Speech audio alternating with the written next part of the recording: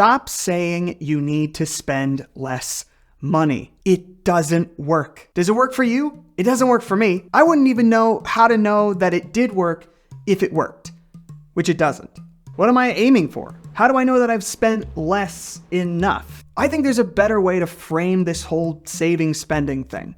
So let's talk about it. I'm Ben, and this is Sketchy Advice. Imagine you have two people, and you give each of them a pizza. The first person is given a blank pizza and is instructed to put toppings on it until they feel satisfied. The second person is given a pizza loaded with every topping: pepperoni, pineapple, pig feet, and they're instructed to take toppings off until they feel satisfied. Which pizza winds up with more toppings? Well, this study sought to answer that age-old question, that old chestnut. And they found that the topping removers consistently wound up with more toppings than the topping adders. Why would that be? Well, they largely attribute it to the principle of loss aversion. I've talked about this before in my video on the one out, one in rule. Loss aversion is the idea that we would rather avoid a loss than acquire a similar gain. We would rather not lose $100 than gain $100.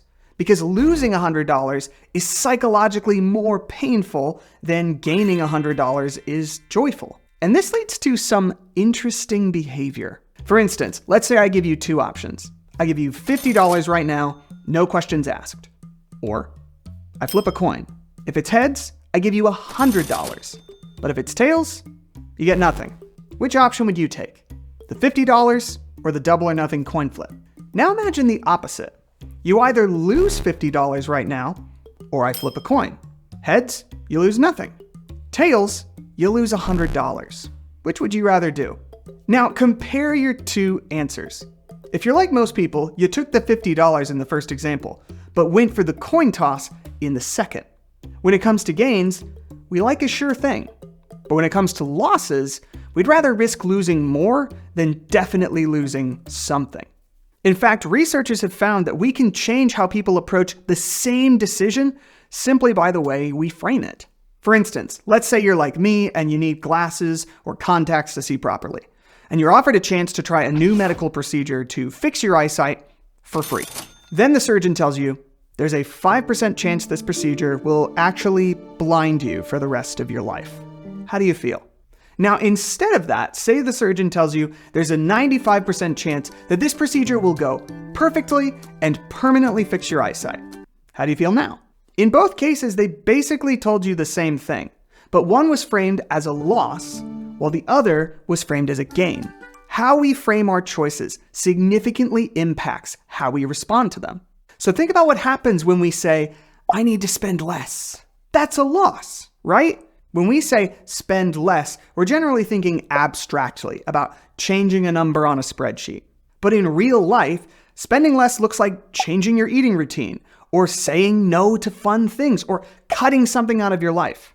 And worse yet, the fact that you're currently spending money on these things probably means you're getting some level of joy or relief from them. So the idea of spending less actually plays against your brain's wiring. You're telling yourself you need to lose something valuable to you when we apparently struggle to lose pizza toppings. No wonder so many of us fail to do this. So how can we frame this differently? Well, we could talk about saving more, but I think there's a better way. What do you want to spend more on? You spend a good chunk of your life, and I say spend very deliberately there, in order to get money to spend on other things. So what do you wish you were spending more on? Maybe it's a hobby, or family trips, or learning skills that can help you start a new career. It doesn't really matter. What matters is, it matters to you. By anchoring yourself on concrete things that matter to you, everything else starts to fall in line. In fact, we can actually start to make loss aversion work in our favor because we start to see other less important things as actually stealing from those things we care about. So why not bring this up at your next date night? Or spend a little time jotting down some thoughts in a notebook. And then take a look at what you've got in the bank right now. And ask, how do I want to spend this money? And then, guess what? You can make yourself a little plan based on that.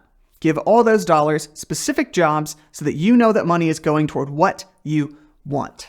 If only there was an app that could help you do that with like a 34-day free trial with no strings attached. If only. So yeah, stop trying to spend less. You don't want to. Nobody does. Figure out how to spend more on what you want. And try to keep your pizza toppings reasonable. Nobody's going to eat that.